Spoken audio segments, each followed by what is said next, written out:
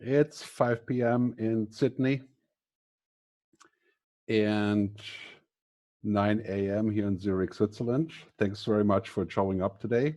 It's a great pleasure to have all of you here. Let's see if we can get everybody else on the recording here as well. Looks like the panelists are still showing up. Good morning from Spain. Yeah, thanks guys. Keep the chat coming. That's very good. Yeah, keep it going. This is what we're doing here, right? We can finally talk to each other in very simple ways. So that's pretty amazing. Yeah, so welcome Soha. This is Soha Rashid. She is an associate futurist with my company, and she Hello, is everyone. our esteemed moderator. And she is in charge of who gets to say what. Well, not what, but when. So you'd be nice to her because she's going to control who is going to get to contribute. So while we're still waiting for everybody else to turn up here, let me say a couple of things about the controls. Please, for the questions, use the Q&A button at the bottom. Don't use the chat, okay? The chat is really just for all the extra stuff that we may or may not be doing. Keep in mind, we are live streaming on YouTube and recording the whole thing. So whatever you say in the chat or otherwise, or in the questions or whatever, is going to be there in perpetuity, right? And of course, Google and Facebook will know everything about you after this session. So use the question button to ask questions. There's also an upvoting mechanism, okay? That means you can actually upvote and not downvote, only upvote everybody else's so that we have the important questions. I see we already have 6 questions. That's very good. All right, all these good messages. Thanks very much, guys. It's really a great pleasure to have you here. These are tough times, and I'm very happy we can connect in this way. So any other questions? You can also chat to Soha. She is in the panelist chat, so you can send a message there. And it's great to have everybody here from Australia, New Zealand, China, Asia, and even some Europeans, of course, are here. We're going to share everything after the session on my blog. That's futuristgerd.com. Just look at the blog setting. And of course, a complete audio recording, video recording, the polls, and all those pretty pictures you're going to have, including my amazing background. This is Carl Sagan's, pale blue dot, just in case you haven't realized it. But anyway, so great to be here with you. Let's see, do we have the other panelists here yet? No, I think we should launch straight into okay, yeah, there you go. Okay, the beauty of decentralized controlling. So this is Ross Dawson. Ross Dawson is a good friend of mine in Sydney, Australia, one of the most beautiful towns in the world, I think. And he lives in Bondi Beach, I think. Lucky you. So hello, Ross. Great to and be of course, here. he's a futurist running his own futurist outfit in Sydney, and so is Shara Evans. We're still waiting for her to return. Ah, there she is. Hello. Hello, Shara. This is Shara Evans. She's also from Sydney, Yes. another futurist, and it's all everybody today on the team is a member of the Futures Agency, my company. We'll tell you about all that stuff later. Any other comments or questions, please do ahead. So any question that's important right now yeah, let's start with the poll. Now you get to say where you're from and what you would like to achieve in this session. So I'm going to launch this poll. Relaunch poll 1. Here we go. So here's a live poll. Tell us a bit about yourself. I think it is multiple choice and it's anonymous, of course, again, except for Facebook and Google. So tell us where you're from, and I'm going to share the results in a minute. You're from Australia, Pacific, Asia, India, Europe, and stuff. So just let us know who you are and where you're working. And we will be sharing the results later of all the polls. And so, we're doing an ongoing series here of what we call digital conferences. There is another one in a week from now. It's on leadership. You can find it on their website, theconference.digital. And then a really special one in 2 weeks. I'm going to have a battle of the minds with a transhumanist, Callum Chase, famous science fiction writer, actually a kind of a friend of mine now, even though we have completely different opinions. That's 2 weeks from now. You can also sign up on the conference.digital. It's also another free event. So I think most of you voted, 64%. Well, keep voting. Don't ignore the opportunity to share your opinion here. We're going to have a few other polls later, and feel free in the meantime to ask in the chat if you have any questions about how the polls are working. I think I can actually share this poll. Yeah, people are still voting. Keep it rolling. So I think I need to move on with the next thing. So I'm going to end the poll right now. Vote quickly if you are going to vote. Right? So there we go. And I will share the results here with you right now so everybody can see it. So we have Australia, Asia, India, Russia, UK, and Europe, 46%. That's pretty good. And an interesting result, work and professional services, 42%. Wow, that's pretty high ratio. So thank you. We're going to go back to the polling later. So I will now start my part of the presentation. The way it's going to work roughly, we are going to speak for 7 or 8 minutes each. If we can manage, we usually tend to speak for 40 minutes. So this is fast forward for all of us. So 7 or 8 minutes each, and then you can ask questions on each of the speakers. The running order is myself first, and then Ross, and then Shara. And at the very end, we have a long debate and question and answer session. And we're going to share some various media things as well with you here. Right? So let me start with this. We are living in very strange times, right? I mean, it's quite clear we're living in a world where, we are wondering, like, is it going to be off like this forever? Right? I mean, it's like, yeah, everybody is disconnected, right? And we're now living in a world that's kind of looking like this. And Bill Gates said yesterday, it was a really interesting show I watched with Bill Gates, who's a very smart guy, one of my favorite thought leaders. He said that America's looking at 18 months of this scenario.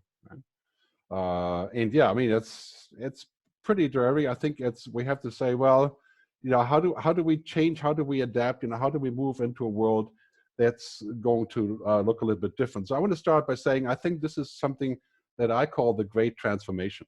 Right? Some people have said it's the Great Depression, but I think it's a great transformation. And my graphic team the other day made this really funny animation to where they are showing us essentially what the souvenir of 2020 looks like, and people are going to think of 2020 as being the time where everything became like this, right?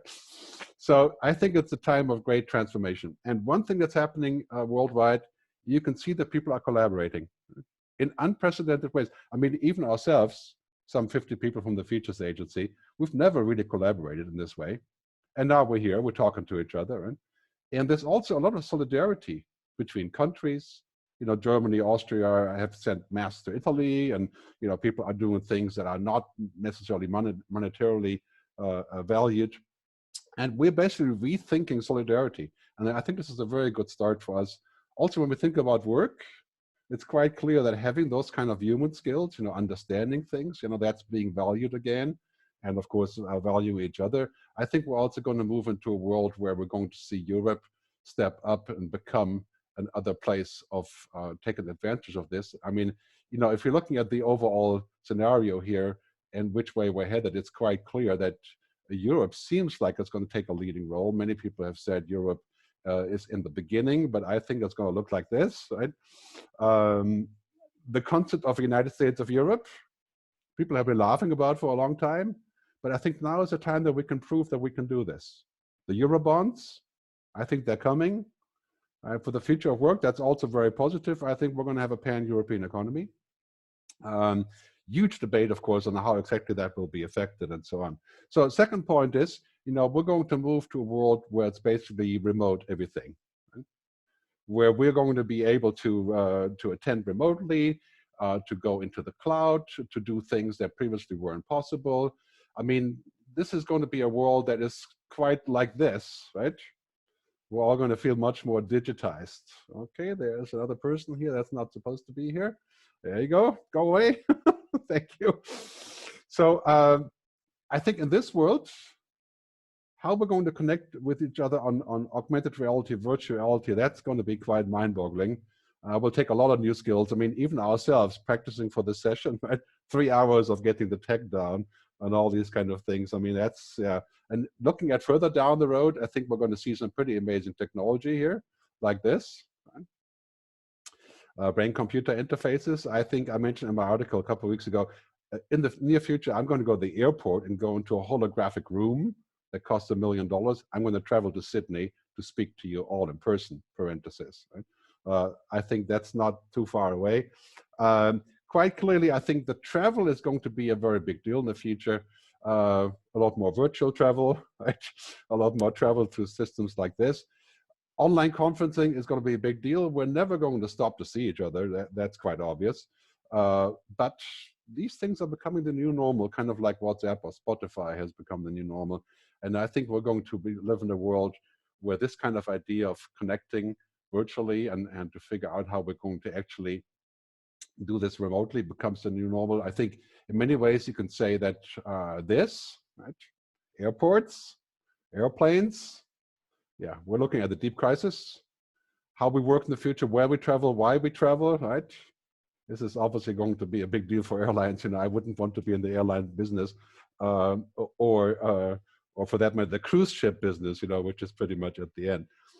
So point number 3 is we're going to see travel bans. We're going to see restrictions on travel. I think New Zealand has said until the end of the year, nobody can come and go, or go rather, but not come.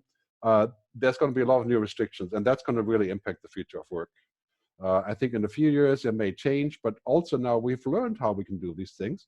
So that creates a different deal and a different possibility. 4th point I want to make, digital economy, right? Everything is digital economy now because everything is digital. Everything is moving to the cloud.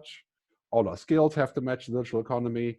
That's where all the money is going. The tech companies are profiting vastly from this crisis and also helping greatly from the crisis. We're going to see, I think, just later next year, a lot more regulation on tech. You can only imagine countries like Israel and other ones are getting to sort of a default surveillance level, right, because of the corona crisis. That can't last. I think we're going to have to figure out how we do this, because in the end, it's kind of like, yeah, it could be sort of used as a weapon, right? When you look at the technology ultimately becoming something like this, right? It could be a present, or it could be a bomb, right? And so I'm a little bit worried about this. I think we need to really keep an eye on this and make sure that because we work remotely, we're not subject to insecure situations and things like that. 5th point is climate change. Right? Clearly, after we go through the current corona crisis, we're going to see this as re-emerging as the #1 topic, or this is the #1 topic, right? I mean, let's face it. Many people who have denied the fact that corona was an issue were also climate deniers, right? Primarily the Republican Party in the US, for example, right? Neither climate change existed nor the corona crisis. That was the Chinese problem, right? So we need to look at this in the future and say, well, if we can deal with something like the corona crisis, how can we deal with climate change? This is the next big thing. Adaptive measures will be absolutely huge here, right? And we're going to move to a form of what I call sustainable capitalism. I think that is something that is going to be giving us a new purpose when we talk about work. Right? I call this the quadruple bottom line: people, planet, profit, people, planet, purpose, and prosperity. That's sort of a realignment of capitalism. Al Gore called this sustainable capitalism.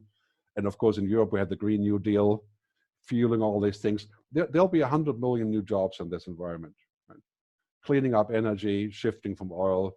So lots of new work there. I think if you understand technology, understand humans, that's kind of quite clear the new human job. Let me wrap up by saying I think this is our future. Right? These are the things that make us human. These are the things that machines can't do. I call them in my book, Technology versus Humanity, I call this the androrhythms, the human things. Right? And I think this is very important that we figure out how to maintain this, how to teach our kids about those things, because in 20 years, that's what humans do, and machines will do the opposite. Right?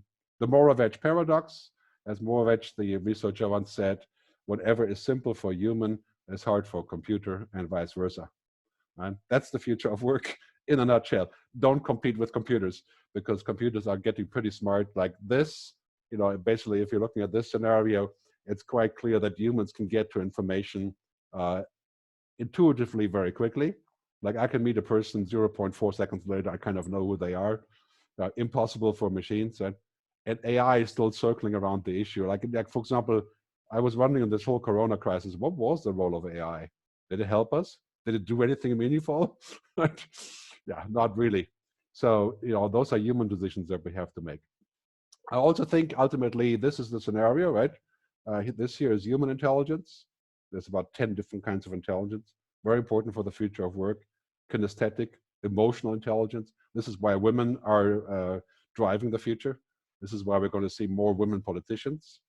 Also because, these are skills that are sometimes difficult for men. For a lot of reasons, we're focused on the sort of production technology part of things, right? And the computer brain here, right? So very important for the future of work there. So basically on this, I'm going to wrap up by saying I think that technology for us, we must think about two things, right? That's the EQ and the IQ when it's about education. I think STEM education is great. We're going to need more STEM, obviously, more healthcare, more science, more people dealing with all those issues, clearly. But on the other hand, I think our future of work is to be more human, to actually understand how humans work, the EQ, right? The things that machines don't do. And I think we're going to see that reinforced in this crisis, away from this thinking of productivity and profit and growth and all those things, towards more of a stable world, more of an ecosystem, more collaboration, which requires EQ, not just IQ, right? I think Einstein once said the most horrible thing you can imagine is a person or a machine that only has IQ. So that's definitely something we need to work on. So I'm going to wrap it up here. I think I would sometimes say, the failure to adapt is failure to exist. And for us, this is clearly a huge challenge right now on this transformative point, where we're saying, well, we need to really adapt to figure out what exactly we're going to be doing in the future. So I'm open for your discussions and your feedback, and I'm going to go back here to the group view. So to the other panelists, do you have any comments, or before we go to the questions? Yeah, don't be shy. Yeah. You can speak up. Okay. Well, then we take some questions. Do we have urgent questions? So we have, I think we have 3. Okay, let me just. Want to take the hand first? Oh, there's a hand. Okay, who's the hand? Yeah, let's take the hand first. Yeah. Okay. So we have somebody raising the hand. If you want to speak, that's Ufuk. Thank you, Ufuk. Merhaba to Turkey. This is a fellow futurist from Turkey. If you want to speak, by the way, raise your hand. There's a hand raise tool. And then if we like you, we'll put you into the conversation here live with video and with audio. So please don't call from the subway in Delhi. Okay. All right. Ufuk, are you there? No? No. Yes. Hello. Oh, yes. Very good. Hello. Hey, great to have you here. Very nice to see you all. Okay. Shoot. Thank you. Do you have a question, Ufuk? Not yet. Okay. Yeah. Okay. Great. Thanks. Okay. Let's go back to the questions then. Do we have another? We have Sandra Valens. You want to take her as a question? Sandra, are you ready to roll? Okay. Soha will pipe you into the conversation, and then maybe Sandra Valens can join us. Yeah. There you go, Sandra. So you're live on YouTube now. There's about 500,000 people watching you. Okay, go ahead. So I must say I love what you're talking about, and I might even describe you as an optimist, which I do see as a good thing. I think we're seeing sort of, when you talked about potentially women having more of a role in leadership, certainly when I look at what Jacinda Ardern has done, is doing, that is certainly a style of leadership I think many of us would aspire to. But I do wonder, when we get to the other side, there is a lot of people who want to control power, and the road for women in leadership has been really tough. And I really would like to think that what you're saying is true, but I do think, there's a lot to lose for many people, and how will they respond to that potential and that difference? So I like your optimism. I really hope that it comes to play for both the planet and women, but it's hard to, I know that has been a very slow path to making improvements there. Yeah, I totally agree. Let's have some of the other panelists answer on this. Shara, you want to chime in on this? Just unmute yourself, please. And you're ready to roll. Okay, I actually was just looking at the chat and somebody was saying, have you seen any work or discussion about changing the accounting systems, which makes all companies on the same level playing field of tax versus incentivizing those with greener, cleaner, caring services and products and so on with lower taxes? And that really goes, I think, Gerd, to your point about climate change being the next big thing that we're going to have to grapple with.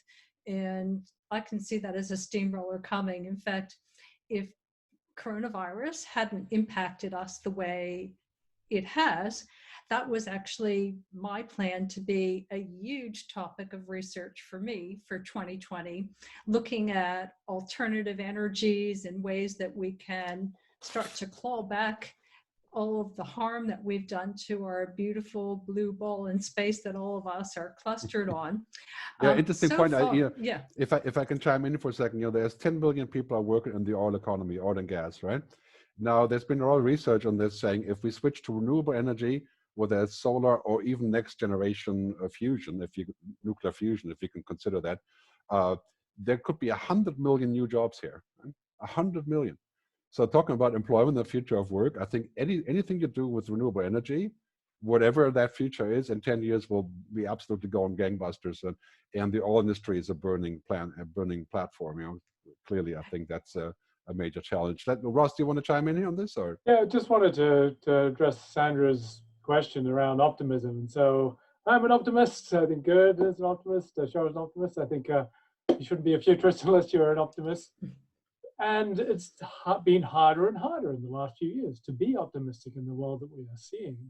But the way I think about it is that we have to start to believe that it is possible to create a better world. It doesn't mean that it's inevitable. It doesn't mean that it's easy, but we have to believe it's possible. And I absolutely believe that's the case. So this is now additional challenges on top of all the challenges we've had already. With the coronavirus, as you said, this gives authoritarians extraordinary possibilities to advance their aims. Yet these are in the seeds of this change are the opportunities to be able to create a better world, where we focus more on climate, where we have more social equity, as I'll discuss as well. So if we start to believe, yes, it is possible, all we need to do is believe that it is possible, and that starts to make us think, well, what is it that we need to do in order to be able to create that better world? There's a great quote by Tim Cook a couple of months ago at the European Commission, the CEO of Apple, who said that technology can do great things, but it does not want to do great things. It doesn't want to do anything. And I would echo this and say, you know what, we have amazing technology to solve most of our problems, right? We are solving poverty. We can solve diseases. We can even solve the pandemic, right? We can solve connectivity, 5G. We can solve cancer in 20, 30 years, maybe. I mean, the question is, what kind of world do we want? Right? And who makes those decisions? Going back to the question about women, I think it's quite clear that looking around the world, you see the rise of strong women and young women, not just Jacinda, but also in Finland, Sanna Marin, who's I think the president of the parliament, right? And other women like Christiana Figueres in climate change, for example, and of course Greta and others. I mean, it's coming, right?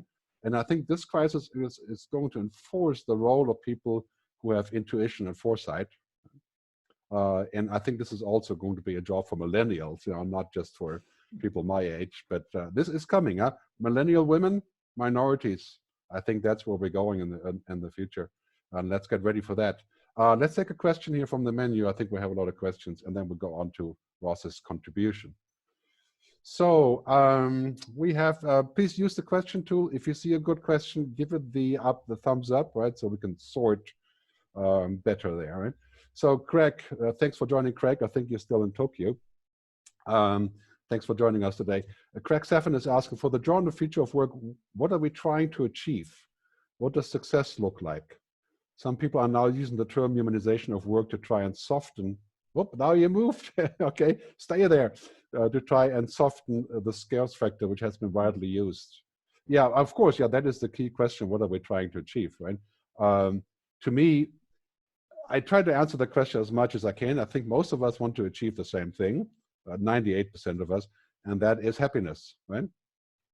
How do you get happiness? Well, you can't buy it on Amazon, and it can't easily be delivered through some government program, right? It's a larger story, but I think when you're looking at priorities like this on a global level, most people want to be human. They want to have human rights, human abilities, right? And they are pursuing happiness. And I think this is ultimately the goal, of course, when you're looking at, again, what New Zealand is doing in this crisis, decisive, focused on happiness, giving money to the people who really need it.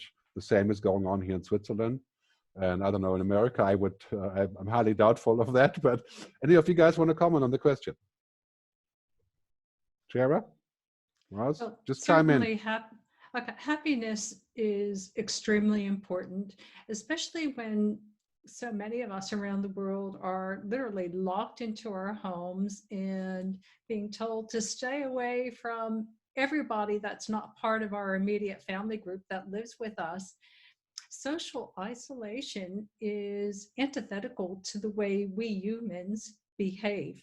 We're not used to being isolated, and that means that to keep ourselves safe, from this virus, we're going to have to use tools like this and other video conferencing and collaboration platforms to be able to interact with people, because I think that's actually a core part of our happiness.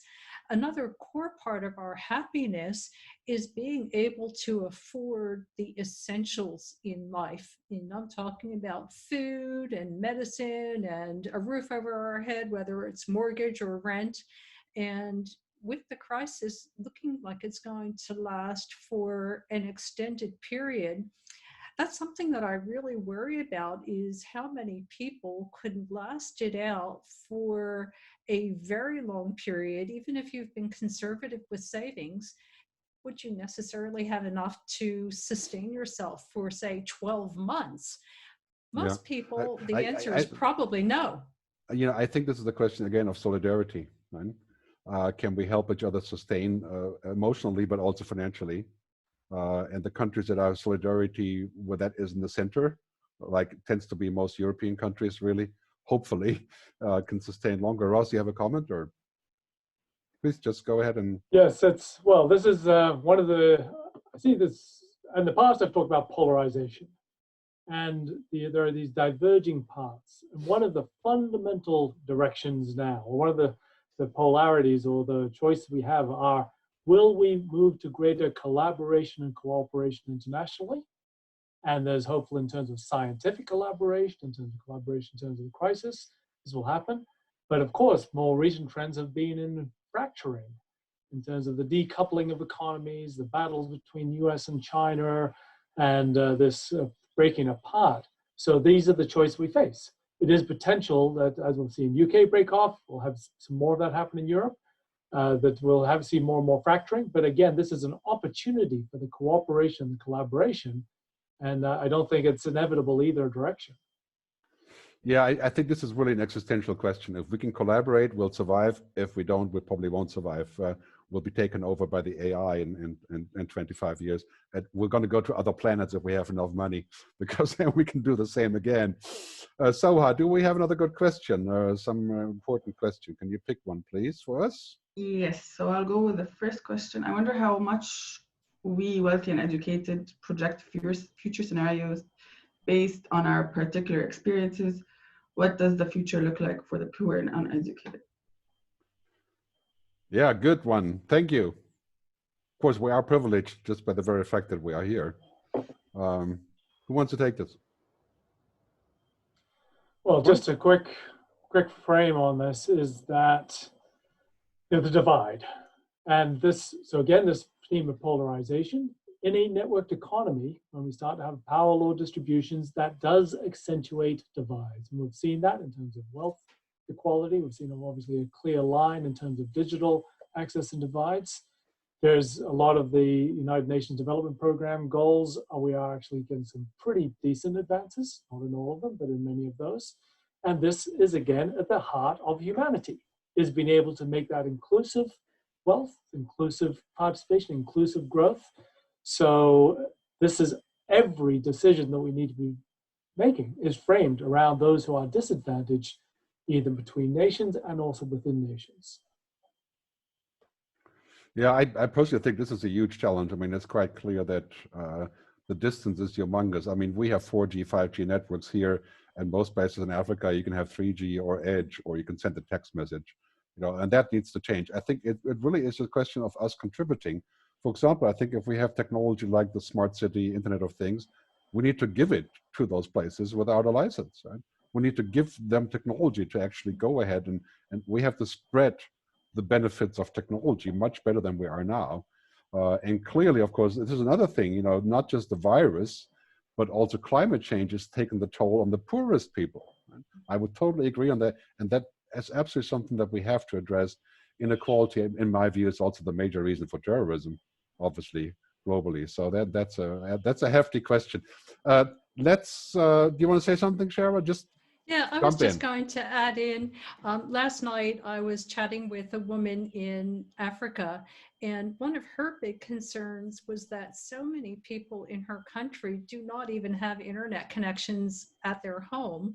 And that means that they can't even work from home, even if they were capable of it, because they don't have the infrastructure already in place. And in the midst of the pandemic, you're not going to suddenly start rolling out infrastructure. So in the fullness of time, I think we can pitch in and help with this digital divide, but in the midst of the crisis, it's going to become more pronounced in the shorter term. Yeah, going back to the question, I would welcome participation of people from all over the world in these events. Right? Clearly, we are desperately looking for people who will contribute, who are not, older white people or older white men for that reason. I mean, now we're lucky, right, to have a more of a mixed panel now, but we're open to that. So if you have suggestions, please fire away via email and introduce us to people. We do have a hand raise. So shall we take Luca Pocari and see what Luca wants to say? So tell us who you are. Hello. And yeah, hello, Luca. Thank you. Hi, Gerd. We are in chat, you remember, since time. No, now, Gerd and the audience, I just have this question. Coronavirus is really changing our habits in these months, no? And now the point is that I really appreciate your optimism, even for the future work, for the future humankind. The question is, the more we delegate to online, virtual, digital, such tools, softwares, and all this stuff, the more we lose actually our humanity, my opinion, because we would simply hide our natural human approach to everything by meeting, by speaking, by interacting face to face. So how do we manage this then? Yeah, I share your concern, but then again, I would say, because I'm doing this with people now, it makes me much more likely to want to meet them. It's also interesting. I do a lot of these things, and then when I go to an event, then I say, "Oh, it's you, Luca. Yeah, we met on the Zoom call, right?" And the more we digitize, the more we want to connect. I think this is the human thing, and we're not going to stop connecting because we can talk online. I mean, look at dating, right? You can do Tinder, or you can do date without Tinder, but Tinder is different. It's not the same as dating. And people are still doing the fundamental things between humans in a very much a real-time way. We're not quite at the movie Her yet, right? We've fallen in love with the OS. But I always say, we have to not just connect, we also have to protect, right? We have to protect what makes us human.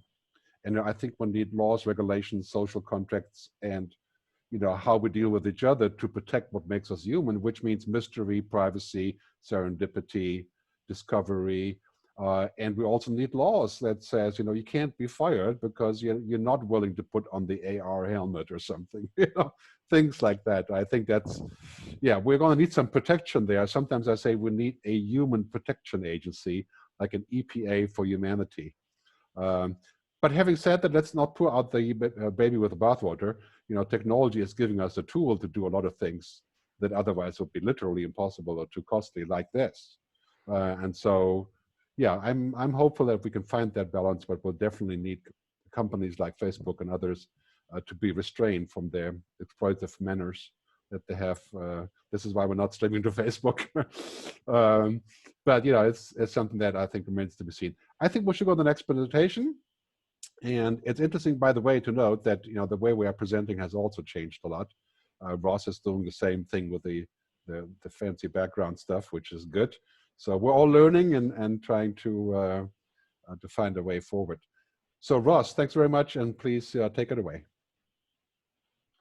Thank you, Gerd. And so I suppose the first point to make is that, Gerd and I have worked together for more than 10 years now, and part of it's because we have some quite similar views. So I think I'll be echoing some of what Gerd has said. So my belief for a long time is that the future of work is at the center of the future of humanity, of who we are, our identities, our role in society. They're not just, this is not just about business, this is around who we are.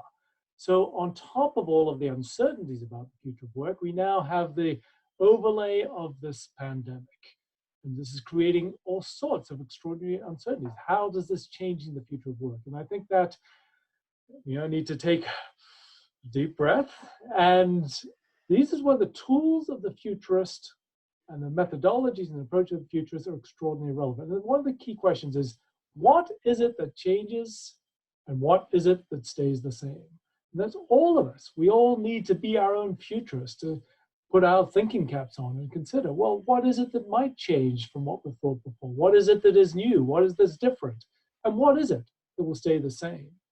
So it's probably worth just coming back to my humans in the future of work framework. Much of my work for a long time has been the humans in the future of work. And I'd just like to run through this very quickly before thinking about what it is that might change in this world.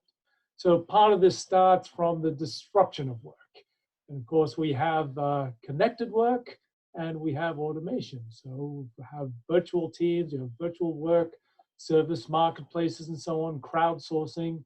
And we also have automation, where we have machine learning, all of these other things which are starting to play a role in being able to create what it is in the future. And so from the disruption of work, the question becomes, what is the role of humans?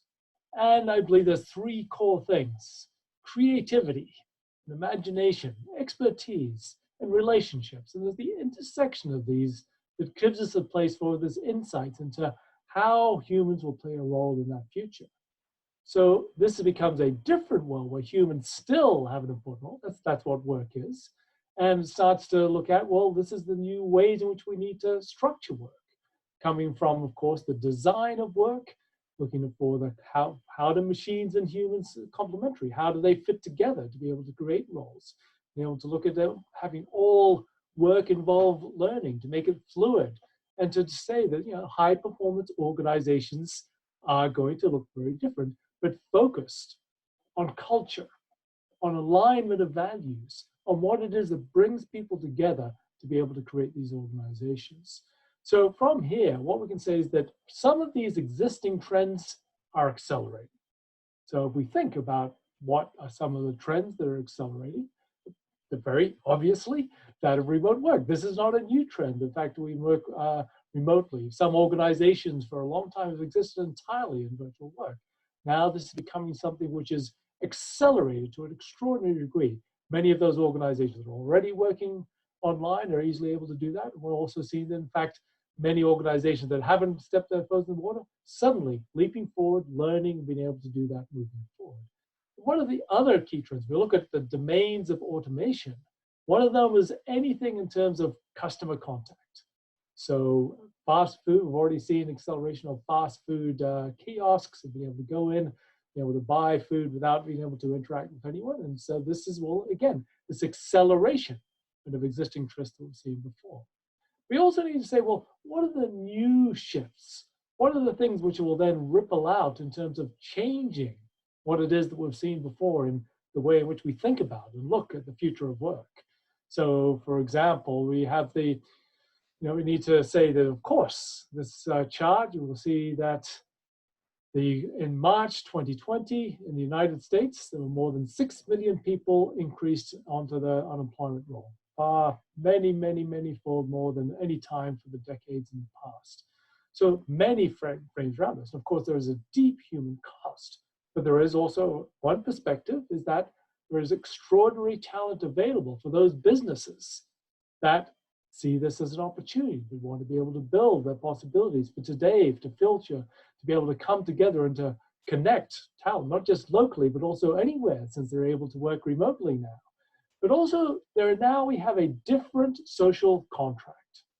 And we're seeing that there was a wonderful comment that people on the progressive arm of the Democrats are now feeling that they're being outflanked on the left by the Republicans, being able to create all of the social support mechanisms. And this is things which are, again, of course, at a government level, societal level, but also an organizational level, and saying, what is our contract? How is it that we are going to get more equity, more support? And of course, things like universal basic income are now on the cards, saying this is now effective, easy ways to be able to make sure that people have a basis, whatever comes, and to be able to build on that as we come moving forward. So my thesis, my frame, the center of all my work today is that helping with organizations understand strategy. There's two parts. There is survival. Yes, we need to survive for another day, but also to reinvent ourselves. To say this is a different world and we can't be the same organizations we were. We must be a new organization. It's a lovely illustration of that. There is a Sydney-based company which makes pop-up stages for big bands and events like Miley Cyrus. And so, of course, they essentially lost $2.5 million of contracts. And they said, we can't survive. We have to sack out 23 full-time staff because there's no big crowds. There's going to be no big stages. Then suddenly they had a brainwave. And they said, well, in fact, the demand is going to be for home furniture, for stand-up desks, for things which are students who are working home. And they've now rehired all their staff and more to reinvent themselves to be able to be now a home office furniture company. So this is where we need to be able to set an action plan for the future of work. This is not something we can watch unfold. We need to be progressive, proactive, be able to see the shape of how things will come moving forward. And part of that is be able to create some scenarios to understand. That's a deep part of my background, is the scenario planning, to think what different things that happen. But the core of that is vision. You must have a vision of what it is you want to create, what the world will look like. And that is hard work. But unless you have an idea of what the future looks like and the vision of what you want to be, you're not going to be able to create that. So this, of course, this is partly around developing your excellence in virtual work practices from wherever you've started today. And this has, of course, been part of my whole history and several of the books I've written, and Living Networks, Implementing Enterprise 2, and Getting Results from Crowds have all been saying, yes, these are existing trends. We will see more virtual work. So this is something which we need to be preparing for. And from this, being able to build a roadmap, saying, of course, it's not clear. We don't know quite what that future is, but we must be able to take the steps to envision this is what the world might look like in the future of work. This is the organizations that will be successful in that world. And as a result, this is the actions we will take today. And those organizations that take that path absolutely will prosper far more than those that are still at least trying to work things out as they go. I'd love to answer any questions or to converse on any of those topics if there are any thoughts that come up from you from this what I've shared. Very good. Thanks very much, Ross. That was really good. I do wonder, what's your opinion on the universal basic income, the UBI, or the basic income ideas that are floating around the world? Some people are saying that because of this crisis, governments are in fact doing something like universal basic income now, subsidizing citizens all over the place, as they are here in Switzerland, for example, and of course in Europe, widely seen. Is that sort of like, is it going to make it more likely that we may be looking at universal basic income, and why do you think that would be the answer? The UBI, as it's often termed, is there's many complex issues around the merits of this. And what has been interesting is that so far all of what's been done are experiments, because this is seen, how do humans behave? How do people behave or behave differently if they are guaranteed a certain level of income? And some very interesting results from experiments in Finland and parts of California and Canada and New Zealand and so on. So now we are, again, sort of in a way advancing that, those experiments today. These are all short term. So it's quite a different thing to be able to say, well, while everybody's been put out of work, we have some support mechanisms. It is quite different to say, I know that forever forward, I'm going to have a basic income, and that shapes my decision. So Now this is on the agenda far more than before. It used to be controversial. Now, as you say, it is almost part of what's being done. And I think the one key thing about the universal basic income that is compelling is that it takes away all of the infrastructure, all of the means testing, all of the costs, all of the burdens of administration, and it just becomes simple. Everyone's got it. It's taxable. It's part of their things, and it becomes a basic level. You can reduce the government and have more money, in fact, to be able to support people. Great. Any other comment on this from, Shara, anybody? No? Okay, let's take a hand raise that we have here on the discussion. There's Craig Mudge. Craig, please do join us for the conversation, and I'll put on audio and video if you want. Be aware, it's all live on YouTube, so whatever you say can be used against you, or for you, that is, in the future. So Craig, are you there? Yeah, don't be shy, Yes, you can talk now. But Okay, good. Yes, Good. I'm just enjoying it. I do not have a question. Okay, well, thanks for tuning in anyway, and spread the word on YouTube. We have another hand raised here now. If you please raise your hand if you want to comment or ask a question. Let's take a question. Soha, what is the most pressing question here from the audience for Ross and after his talk? And we're going to share the slides afterwards, by the way, on my website, futuristgerd.com. We'll put all the slides that we can share. I think Shara can't share hers, but Ross and me will share our elaborate artwork that you can see here. Okay, sure. Soha. Okay, so I think related to future of work is, how do you see the employer-employee relationship change in the next 20 years?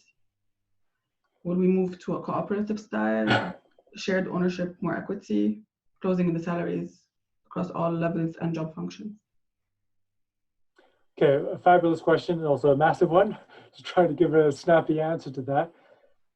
Far more collaborative, and we have had adversarial employer-employee relationships forever. That's still been the role of unions, being combative. It still is today, and so now, because talented people will have more choices, and employers will have to be better in order to be able to find the right people to engage. It is more and more this battle for the talented, the ones who can actually make a difference. But to a part of the point of the question, I do believe that I've been talking about post-capitalism for some years, and part of it are new structures, including cooperative and mutual structures and other ways where people are participating more in the value that they are creating. And so instead of labor and capital being entirely opposed, that they start to merge. And this is, whether or not this pans out, again, is deeply uncertain, but I think there's some promising moves and there's some real potential. And this will create a far more participative role, and one where, in fact, we don't see employer and employee as being at battleheads, but they're in the most successful organizations that they are completely aligned. Great. Shara, any comment on this?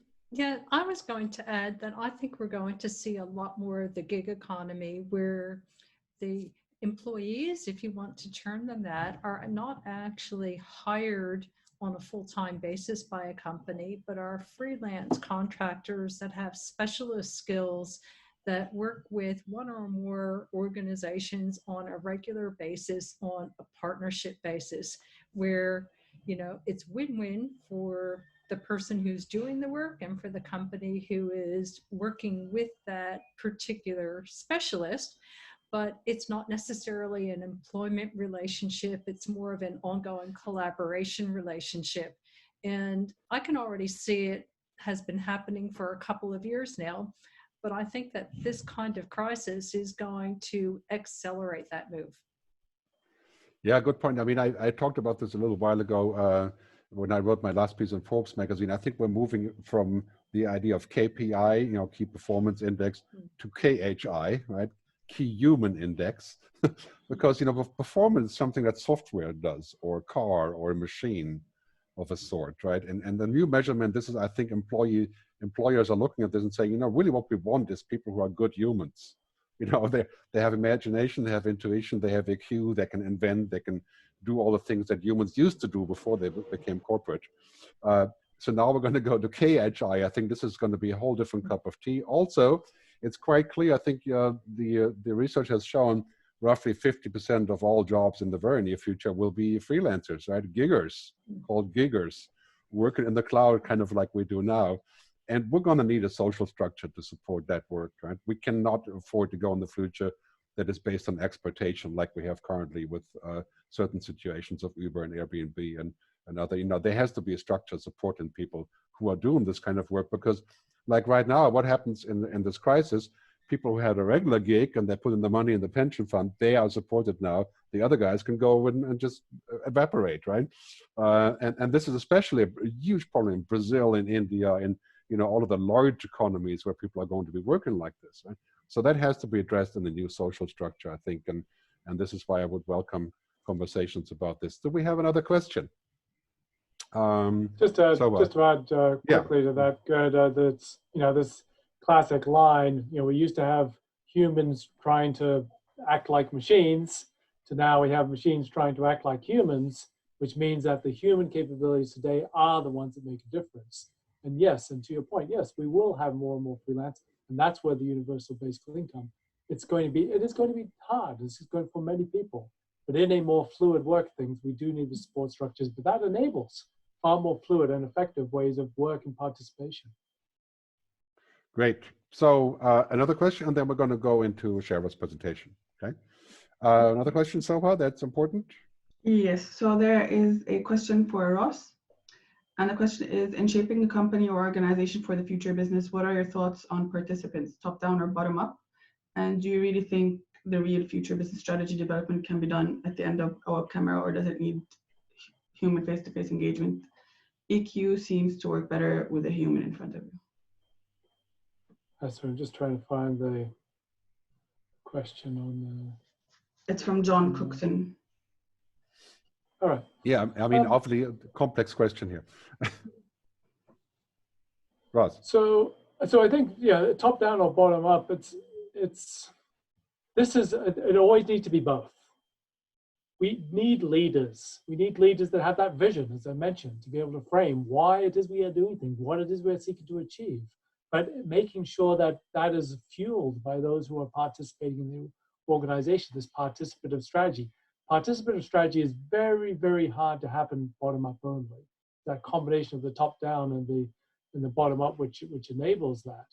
So so just coming back to try and find the question again. Sorry. Yeah, can I chime in for a second here? I think the real issue is, I think in this future that's moving so fast and so many unexpected things are happening, Trump, Brexit, COVID, in that order, all the unexpected things. Any organization that is not flexible and tuning into having less top down and being more interactive and having less of a hierarchical approach is doomed, right? I mean, look what's happened to the big car companies. Compare Audi or Daimler with Tesla. It's like, it's a whole different world. And I think this is something we have to keep in mind when we think about the future of work, to bring that into a new organization. And it was mentioned earlier, I think culture, this is all about culture, right? I think Peter Drucker said something very similar once, and I would adopt Peter Drucker's proverb by saying, I think culture eats technology for breakfast. The transformation is not about technology, it's about how our culture changes, yeah? And this is ultimately what the whole thing is about, of course. Ross, you want to continue on that vein? Or? I think we'll probably flip over to Shara now. Yeah, okay. So let's, Shara, please enlighten us with your presentation. Thank you. Okay, give me a second to get to my screen, and then we will be sharing this momentarily.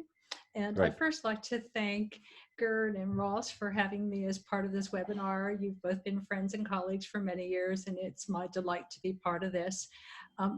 Gerd, you talked about the great transformation, and without a doubt, that is exactly where we're at, and it's been brought on by things beyond our control. When I've been talking about the future of jobs over the last number of years, the first thing that people usually ask me about is, what's the impact of technology on our business and on the people in our business? Is automation going to take over the world? Are we all going to be done out of jobs by AI and robots? And today, because of coronavirus and the state of the world, the question is more like, will I actually have a job tomorrow? What we are seeing without a doubt is that there are certain industries that are really thriving in the current environment, things like Zoom and other video conferencing and collaboration platforms. Healthcare workers are front and center. The whole delivery supply chain is front and center. But we're going to get past this crisis, and then we're going to start to need to think again about the impact of technology and automation on how it will impact our everyday life. And there will be a lot of new jobs of the future, but they're not necessarily going to be the same jobs or the same daily routines that we have today. One of the brand new jobs that I came up with just a couple of days ago, thinking about what's happening in the world, is something that I'm calling a black swan scenario planner. Because if you look around the world and you see the reactions in different countries to what's happening with the COVID-19 pandemic, every country is taking a different way of handling it. And nobody has been prepared for something that is a disaster on a global level. And frankly, I think that we as a society really need to think about scenarios that can be problematic for humanity on a global level. A pandemic is one of them. Climate change is another one. Something like a solar flare or an EMP that takes out our electric grid, wow, we would just be in the dark ages. So this is going to be a really important new job. And these kinds of people will consult to governments, corporations, and even individuals.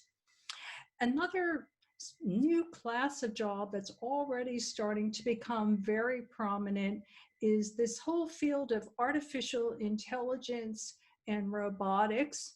If you have skills in these areas, you will be employed for the foreseeable future, no matter how smart AI gets. And there are so many different things that AI covers. If you look at my speeches on this topic, you can find a whole lot more information. I'm not going to go into the details here.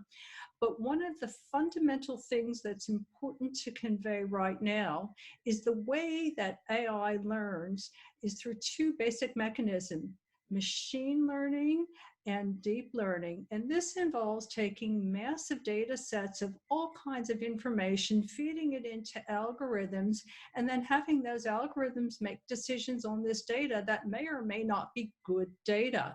So one of the new jobs of the future is going to be an AI trainer, and this will be a person or group of people that literally uses techniques such as reinforcement learning to help AI start making better decisions and to weed out the bad data and social biases that are inherent in these big data sets.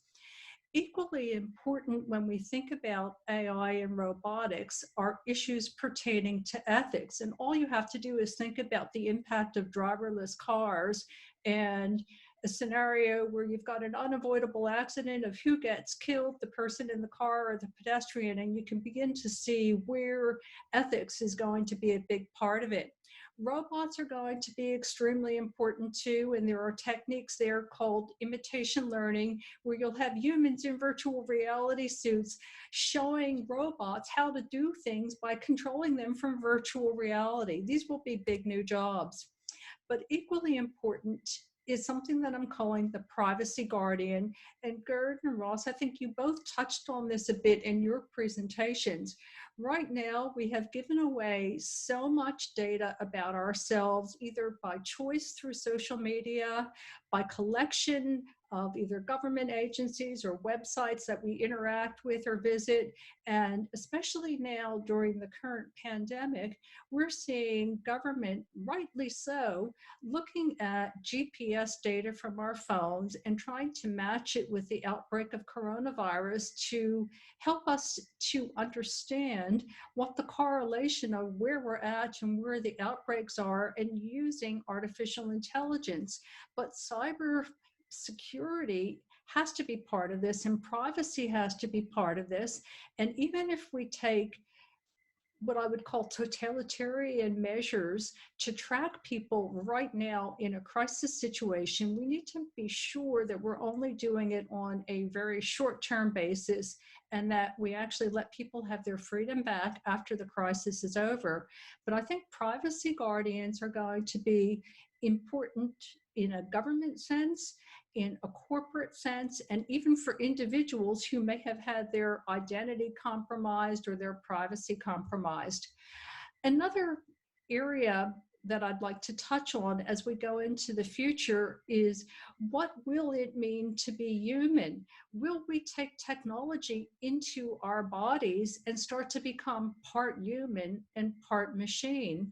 Already, there is a lot of research into things like brain-machine interfaces. Right now, primarily for healthcare reasons, to help people who might be paralyzed walk again. But there's a lot of discussion and early experimentation into actually putting chips inside of our brains to help us, quote, keep up with AIs. There are also a lot of other advanced technologies like nanobots, initially to fight diseases like starve out cancer in our bodies, but eventually putting these little nanobots into our bodies as a preventative medical measure to look at our organs in real time, and if it detects something that's wrong, be able to take preventative action, and then throw in genetic engineering into the mix too. And you can just imagine the plethora of new jobs that are going to open up in the advanced healthcare and sciences area. But along with this, once again, we need to look at security and privacy. But where I'd like to close my short presentation today is with some really pragmatic steps for things that we can think about doing to transform our workplace, or even what we're doing for work as individuals. And the very first step is understanding technology, what's capable today and in tomorrow. Take a look at the jobs in your organizations, or the things that you do from a top, bottom down level all the way up to the top, to see what's boring, what's repetitive, what would you actually like to have automated, and make those decisions and start putting in place actions to spend your time doing more interesting things. From a company perspective and even a personal perspective, have a look at the skill sets that you have and the personality that you have and the things that you're interested in. Then familiarize yourself with what some of the many, many, many new jobs of the future will be. And I've posted a lot of videos about this, so please look at those. There are a lot of new jobs. And then matrix them all together and start to figure out where you as an individual or people within your company can start to leverage skill sets, personalities, where the new jobs are going to be required, and embark on a reskilling and retraining effort. And if you're at home and you have free time, this is a great time to be teaching yourself some new skills. But ultimately, once we get past this pandemic, I think companies need to take responsibility for this as well and start helping with this reskilling process. All right, thanks very much, Shara. So I have a question for you right away. Artificial intelligence. A lot of people are saying that this will make us useless humans because we can't compete. A lot of people are worried about their jobs being taken by AI. What's your view on this? Well, I don't think AI is going to take over the human skills of empathy and creativity and even general human intelligence for quite some time to come. Right now, AI might be really, really good at a narrow task. It's what we call narrow AI. But if you ask it to do something else and you haven't trained it to do it, that's not going to happen. And depending on what AI researcher you talk to, it could be in 2040 or 2050 or out in 2075 or maybe even further beyond before AI even gets to that general level of being able to do multitasking.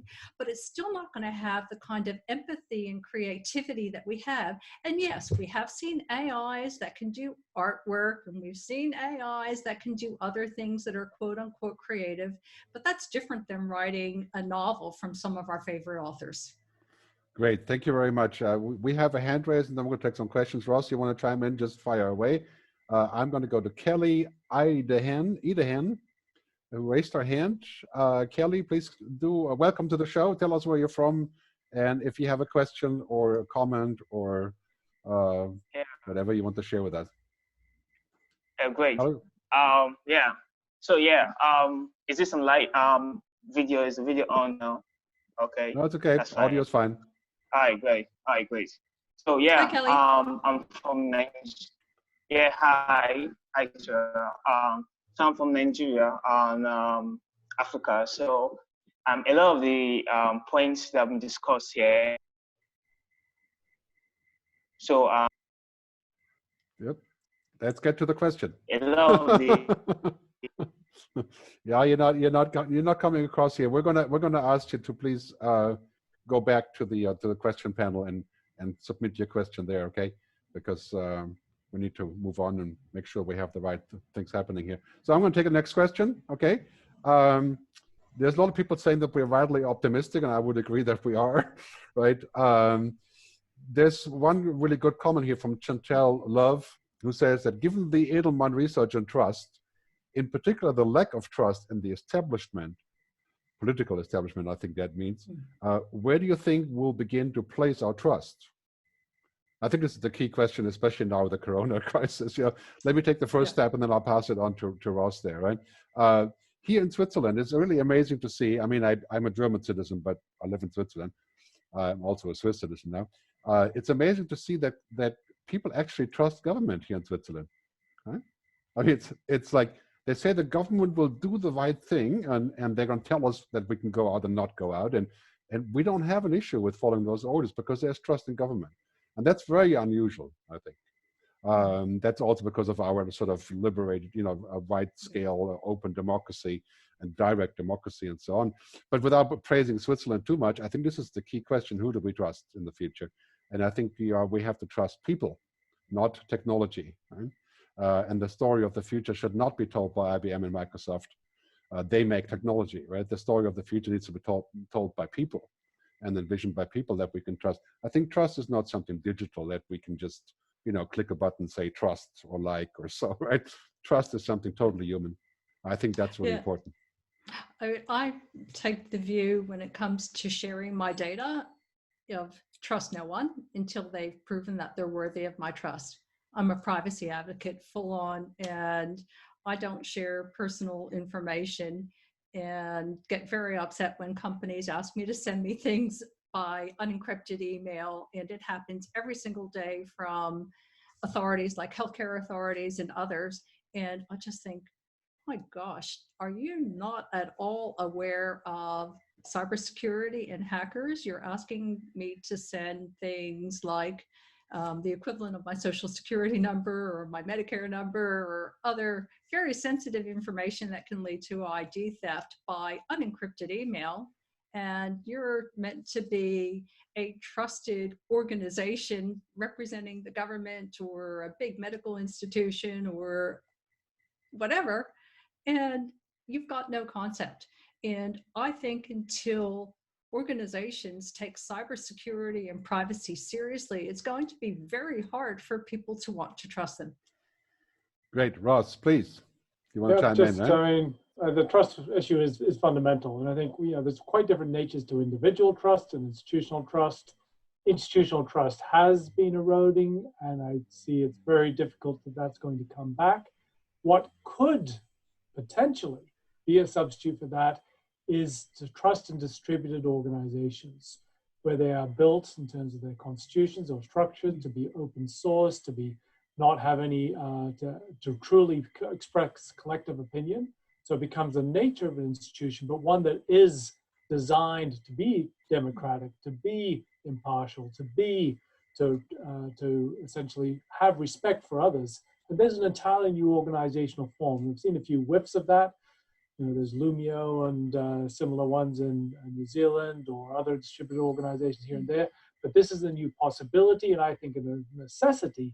We build these democratic, distributed, open source organizations that can be ones that we can merit our trust, because otherwise we won't be able to move forward as a society. There's a great comment here on the chat that's saying, you know, not everybody lives in Switzerland where you can trust the government. I couldn't agree more. I'm very lucky to live here. Yeah. But generally speaking, I think the issue is of trustworthy leaders, right? And trustworthy government, trustworthy public, which includes, of course, public media and things like that. Those are key issues. And I think if we want to create that, then we have to, of course, not just act with our vote and our money and who we buy from, but we also have to look at laws that prohibit, for example, corruption. And what you have America, you know, 1% of Americans, I read the other day, is somewhere on the millionaire level, right? But in Congress, it's 50%. You know, that kind of makes you wonder about trust, you know, where you're going to place your trust on this. But keep on chatting. We're going to have a poll shortly. In the meantime, there's Thomas Martin, who raised his hand. Thomas, please, if you want to chime in, please make sure you're actually capable of speaking in terms of technology. Can you guys hear me? Yes. Okay, good. There you are. Go ahead. Guys, thank you very much. I mean, guys, this is a super complex question, as we all know, right? I mean, we're having, with work, as you said, Gerd, there's a lot of systems are interlinking, right? It is fundamentally about humans collaborating to create something greater together, right? But there's a social system interfering, technology is getting in there, we're having energy, education, trust, a lot of these things, right?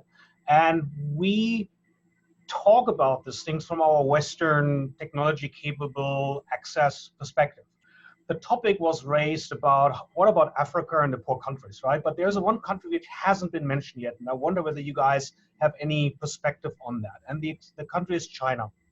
China seems to be running some kind of a balance between technology change, technology adoption, social change, trust in the government, whether it's warranted or not, right? But the people are prepared to give something away in order to gain something, right? And I'm really wondering whether on a larger scale, we will be seeing in the future more, not only a competition between rich and poor, but also competition between systems, between some nations being further, maybe more in the middle of Singapore, right, where I live, about proving or experimenting about how this future of work could pan out, and it becomes a systemic political conflict as well. Wondering what your perspectives is on these type of level, and whether there is maybe something we can learn, for example, from China. Yeah, thanks very much, Thomas. Who wants to jump first? Who wants to get burned first? I'm happy to just have a quick crack. I mean, as you said, a very complex issue, Thomas. So China has a different social contract, as you've described, and this has been based on the increasing prosperity of the nation from what was extraordinarily impoverished in the not too distant past. And so that has been that essentially giving of prosperity, greater health, and other educational things has enabled the government to take its authoritarian role. And as in Singapore, there are many Chinese and Singaporean citizens who are basically happy with that situation. Now, there is cultural differences, which mean those models will not work being taken wholesale into other nations. There's different value sets, but there will be increasing competition. And this comes back in what it was often described as the US-China tension and the fundamental value sets. China is looking, of course, as America has been, to be a cultural imperialist, to be able to take its culture and values as well as its economics into other countries. It's a massive question as to whether that is extendable, and I suspect not. I think that it can function in China for the foreseeable future, which is not very far, but it is far harder to see that system as it is practiced in China being able to extend into other nations. But a big question, big debate to be had around that. And I'll comment on that too. I'd agree with Ross 100% that China has a very different social contract system. And before the virus, people seemed to be quite happy to go along with China's social credit system that they've been rolling out. They've, in many cases, were commenting that I've seen, saying that they felt very comfortable, they trusted the government to do the right thing for them. What I think will be really interesting is to find out the sentiment from people on the street in China post-coronavirus, whether that same level of trust in government action remains in line with what it was before the pandemic or whether there's a shift. But I think that there's yet another model that we might find rising up. So right now, our model is nation states, and we have different types of governance within the nation states, but there's the possibility of a corporatocracy rising up, because we're already seeing huge global corporations that have income that's higher than the GDPs of many industrialized nations. And if I extract that out into the future, you know, say in the 2040s, when we start doing space travel for real and space exploration, I can see that it's likely to be the private sector that establishes colonies on the moon, on Mars, or maybe in space stations or on other planets. And we'd actually have corporations ruling these exoplanetary extensions to planet Earth. And how that's all going to work is very much up in the air, but it's something for us to think about as a future scenario. Yeah, so yeah, I mean, thank you, Shara. This is, you know, my view on this is pretty straightforward. It's, I think for the next 5 years, it's going to get worse before it gets better, right? I mean, this ominous map behind me, of course, is vastly simplified here, right? Okay, there is corporate capitalism, right? That's America. There's social capitalism, that's Europe, right? And then there's state capitalism, basically, yeah? In a very simplified way. And I think these things are clashing now. And you can see the result of the Corona crisis is that who is better at reacting, right? Very hard to say from the outside because we don't know what the numbers from China, how real they are and how real they're not are. We don't know how Europe is going to perform in the long run, right? Lots of questions about having enough solidarity or not. But, you know, I'm watching China very closely on this. My view on that is in the next decade, we're going to have to deal with global issues, climate change being first, energy, right, communication, all of those things that hunger and poverty and food and, you know, and genetic engineering. If we don't collaborate, then none of these things will actually matter, right? Because none of us are going to get to the finish line. So anyway, let's move on to Ross. You want to say something? I saw you breathing there, but no. Okay. If you want to talk, just chime in. We have a bigger question here, 13 upvotes from Harpreet Dingra. Thanks very much for chiming in here. Moving to sustainable capitalism sounds very optimistic, but how will the transition look like and how can we best prepare for this? That's not exactly in the topic of work, but let's take it anyway. Any of you guys want to jump on this? Sure. This is the big question. It's, you know, I've used the phrase post-capitalism as a sort of a handy way to be able to say what happens beyond our current phase of capitalism. And again, you know, massive topic. I think just one of the key things is the metrics. What is it that we measure? And we are not just measuring money, of course. So we can understand, or things like health or happiness or the quality of the environment or many other, you know, degrees of social engagement. These are things which we need to understand and to measure and to optimize for. And there was a wonderful phrase I heard recently saying corporations, companies, you know, the economy is designed to optimize something. And at the moment, what it is optimizing is basically financial success. You know, the capital can build on itself. So we need to build a different system whereby we are measuring different things in order that we can build a system which optimizes the things that matter to us. Totally. I mean, I mentioned this earlier, this idea here, how we're going to get there. I think sustainable capitalism is a business model, right? It's the business model of the future.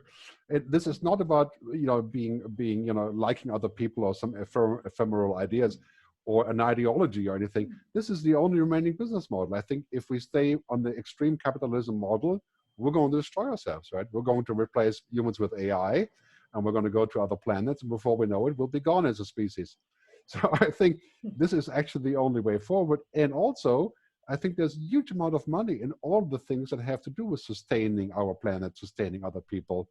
right? I mean, there's a huge amount of money in healthcare. I think we're going to see a huge boon of investment in healthcare, of course, going forward, and we have to put the money in. So the question is really what we want, right? Going back to what I said earlier, we want a world that provides a sort of idea of general collective happiness, right?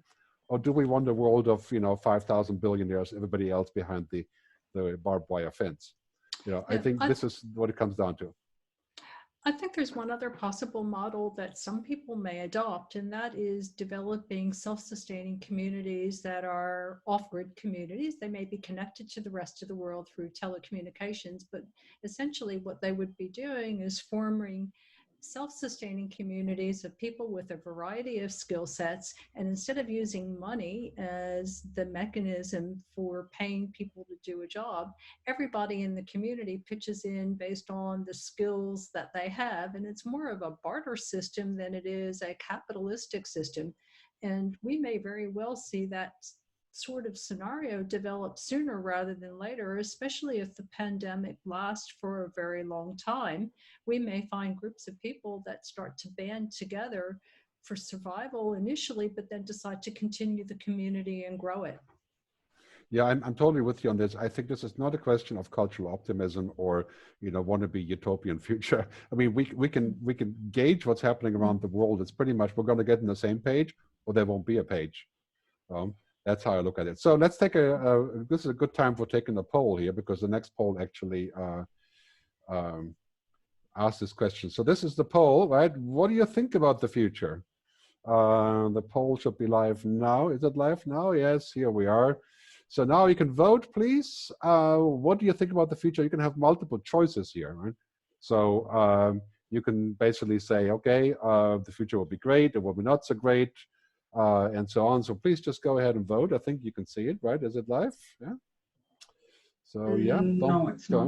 That's not live. No. Okay, let me show just 1 second. This is, of course, let me relaunch the poll. Okay, here we are. Okay. Yeah, starting with technology, that's our chief mission these days, to figure out how all that stuff works. Yeah, I mean, I love Zoom, but some of these tools are counterintuitive, right? Or rather, let's say we have a pretty steep learning curve to undertake here. We're just poor futurists. We're not usually that close to technology. So please give us a good vote on this. I want to see what your viewpoint is on the future. Obviously, we're a bunch of optimists here, but having said so, I think it would be good to figure out where you're going to think this is going. So please keep voting. Yeah, don't be shy. In the meantime, I will change my background to contribute to the debate. Let me switch back to gallery view here. So we have an interesting scenario. Most people, 51% right now, say they're personally optimistic about the future, but it won't be easy for many people. I think that's a pretty good summary. That's kind of how I feel about this. And I think, this is such a crucial question of solidarity. That's also the future of work, right? Our job is to help other people figure this out and to help other people actually get it right and to egg on new things. This is not everybody is in the privileged position that I realize we are in. And of course, I think that's extremely painful, especially in countries like Brazil or India or places with big population and lots of disparity of income. Yeah, we have, okay, the future is utterly unknowable. Yeah, that's also good. 9% of people are saying the future is utterly unknowable. It does look like that's the case. I mean, who would have predicted this? Certainly not some AI that gave us some impact. While the poll is running, I want to invite you for the next conferences. The conference.digital shows all the next shows. Next week, leadership. The week after that on transhuman versus human. That's going to be very good. And at the end of the month, we have a very special new thing that we're doing. It's called the Future Show. And it'll be also on Zoom. There will be a special announcement about this in a slightly different format, more like a talk show / town hall meeting. So stay tuned for that stuff. Maybe while the poll is running, most people have voted 70%. Shara, can you tell people quickly about where they can find out more about you? Well, first of all, my website, sharaevans.com. I have a blog where I have a lot of articles. If you go to my media page, you'll see all kinds of interviews that I've done. In my keynote speeches, I've got lots and lots of full-length videos that you can watch. So please feel free to indulge in the content. Great, Ross. Same, rossdawson.com, pretty easy. Lots of resources, blog, videos, frameworks, book chapters, a lot of, all the details of my work. So lots of, and actually a lot of futurist resources for those who are interested in the futurist profession. So plenty there to browse if people want to go to rossdawson.com. Thank you. Yeah, great. I'm a futurist, Gerd.com, and of course my fabulous book, Technology versus Humanity, is now out in 12 languages, Tech versus Human, Tech vs Human.com. I'm going to end this poll. We'll share the results later because I want to get to the end of it. You've been very patient. Just a quick one to show you what has voted. I think the consensus here is 49% thinks the crisis is an opportunity. Well, that's good because, this is kind of what we're thinking about. And which way this is heading. Let's take another question, and then I think we're going to wrap up. And we're going to have a final poll about how you like this event, so it can help us make it better in the future. No raised hands, that's good. So we have Corey McGovern, David Epstein's book, Range, about the increased focus on specialization and how limiting that is. What do you see as the role of specialization in the future versus having a breadth of experience and skills? Great question. Thank you. Who wants to jump on this? Yeah, well, that goes to a lot to my work in the sense that, I often say that either you're a world-class specialist or you're a commodity. And that's true, and increasingly true. As we become deeper and deeper knowledge, faster pace, we do need to have an area of specialization. But of course, that requires collaboration. The more specialized we are, the more collaboration we require, and that collaboration requires the context. So a lot of people have heard about the T-shaped manager. They've got depth and breadth. I'm reframing it. I'm just trying to find out what the name of the shape is. And so a thumbtack is what I'm currently working on, where yes, you've got depth. You must have depth in some or one or more areas of expertise, but you must have multi-dimensional breadth as well, to be able to understand context, to be able to collaborate effectively with others. But being the generalist without having any specialist things is, I think, not possible to get to. You need to have some kind of foundations for it, and is very, very, very hard to sustain. I'm very fortunate that I am a specialist, but I have that's built on the past, having had many areas of deep specialization. So I agree on that we need the breadth, but specialization is not, it can't stand alone. Great. Let me show in a little slide here. You see what this is the role of AI in jobs in the future, and this whole idea of what's happening. I think it's quite clear that the jobs that are commodity jobs, they will be replaced by AI. I call this the end of routine. And the jobs that are less routine and less specific, right? They're the ones that are growing because they're impacted by AI in the reverse way. And I think one thing we have to say about what's happening with jobs, of course, is it's really because everybody has a different talent, right? Not everybody is the same, and some kids must study science, and other ones must be musicians, and it's very hard to say. I think generally speaking, to be a good mensch, a human, I think that's a universal skill that will get you a job pretty much anywhere in the future. That to me is the first objective, because to compete with this, yeah, I don't think that's going to work for us in the future. So I think we're pretty much at the end of this here. Let's see if we have a burning question. So do we have a burning question? We have 32 other questions. We could go out for another 3 hours here, but I think, yeah. Do we have anything else urgent? Yeah, anybody? From my side, no. Yeah. Okay, so we're going to keep the questions. We're going to take screenshots, and you can continue with the questions. Okay, here's the final poll. Please do stick around for the poll, because we'd like to know how you enjoyed this. And so let's take this live here. Okay, so simple question: how was your experience during this event? And we're trying to make this so good that you can't resist to tune into us, on every single day. Just kidding. Not every day. Let's say once a week would be good. So please do vote on this. the main thing I find about these events is that it's interactive, that we get to talk. Unlike our usual role, which is to be on the stage and do all the talking, we can learn how to listen, which is a new thing, especially for me. So this is really interesting because we have okay, you have viewing questions. Audio video was good. I think most people are quite happy with the audio and video. Let me see if I make this a little bit larger. So I also want to thank Zoom for being a partner of this show and allowing us to bring that many people in at the same time and do all that fancy stuff that Zoom is doing. I've tried many other platforms, but at this point, this is the least painful. So let's have a look. I think I'm going to share the poll as well. So this will be on the website, futurewithgerd.com.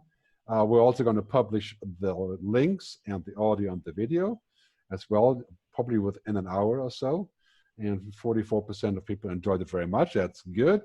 We did have 11 people saying the audio video was not so good. Yeah, of course, this is what we get for everybody being online at the same time. Right? This is one of the key challenges of being on a system like this. So do keep voting, please. Yeah, Gerd was amazing. No, that question isn't in there. I'm just kidding. The speakers rocked. Right? That was good. Thank you very much. You can keep saying that, right? It was great to get this feedback. So I'm just going to close it here because I think we have used up our time. So thanks very much. I'm going to end the poll, and you can review the poll at some other time. I want to thank very much Ross Dawson in Sydney and Shara Evans also in Sydney, and Sarah Rashid, our moderator, in Turku, Finland. I'm in Zurich, and I look forward to doing the next show with you, and I look forward to your feedback, and thanks very much for coming around. See you later. Stay safe. Fabulous pleasure.